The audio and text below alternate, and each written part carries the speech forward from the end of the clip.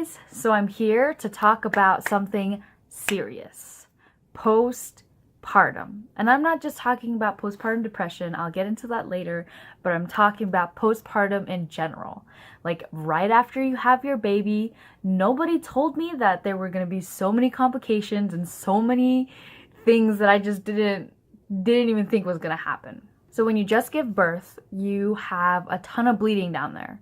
Like, nobody told me about that bleeding. Are you for real?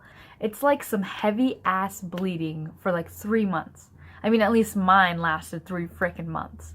I literally had to wear like heavy pads just to get through the day. It was literally like having a really heavy flow period for 3 months. And just a little side story here, I bled like a bitch. So when you're getting discharged from the hospital, the nurses and the doctors tell you to don't overexert yourself or else you're gonna like pull a couple things or whatever and then you'll start to bleed, right?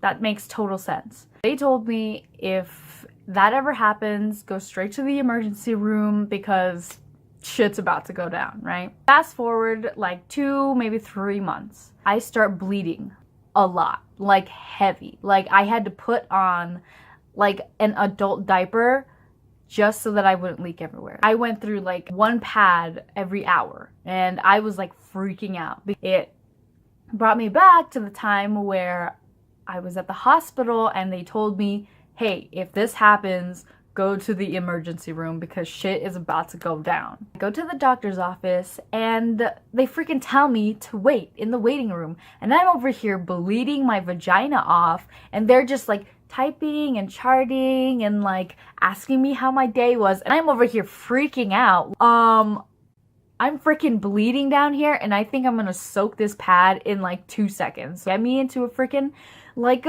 exam room and we can get going. So we finally get into the exam room and long story short, I had to get an ultrasound and the ultrasound said that I had some leftover tissue in my uterus that was just kind of trying to push out. So all this blood was just trying to push out this tissue. I guess it came out months later.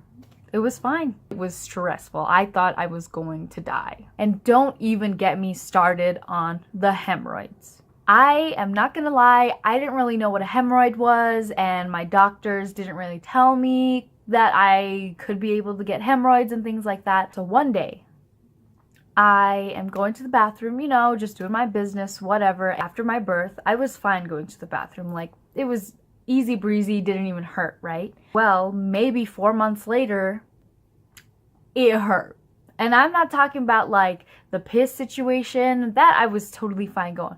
But going number 2, let me tell you, I literally had to like grab a shirt or grab my towel and put it between my teeth and then take a shit. Like how extreme is that? And you know, for the longest time, I thought it was just, you know, like a dry butt or like I wasn't eating well enough or something like that. But no. Apparently, it was freaking hemorrhoid. And apparently, pregnant women get them all the freaking time. Like, what? I'm not gonna lie. These are a bunch of things that I never knew was gonna happen after I had my baby. Nobody told me. No doctors warned me about it. They just asked me if I was doing good, and I said yeah every single time for those checkups. Don't even get me started about the hair loss. I shed like crazy anyway, and after postpartum, I don't even know I'm not even bald yet. So this is a serious topic. I know a lot of moms out there know what I'm talking about. I, for a little bit, had postpartum depression. I was very emotional. I didn't think that I was good enough at all. I was having trouble making enough milk and that kind of just shot me down a lot because I felt like I wasn't a good mom for not feeding her and things like that. It really does take an emotional toll on you when your emotions are kind of just going everywhere. Get some help, get some support because somebody is there. If you're too shy to get some support from a professional or anything like that, just get some help from a friend, from a family member. It's helpful if there's somebody to talk to.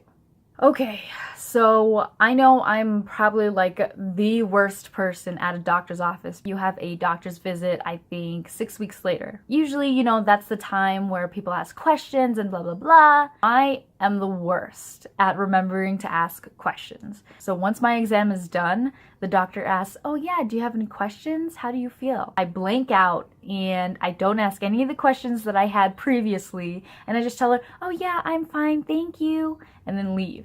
Instantly, I totally regret it. All those questions come rushing back to me and I just am so disappointed in myself for forgetting, but it's fine. One of the questions that I had was, when do I get my period? It's been about 4 months now and I haven't gotten my period, and I am really hoping that it doesn't come soon type of deal. So you know what I did? I Googled it. I know Google is not the most trustworthy place, but hey, when your doctor is on vacation, you can't call them, you Google it, okay? Google said that depending on if you're breastfeeding or not, it'll come in later rather than earlier. If you guys know the exact answer, comment below, let me know, because I am still curious till this day. I'm trying to push that off as long as I possibly can. Thanks for watching, guys. I will see you guys later.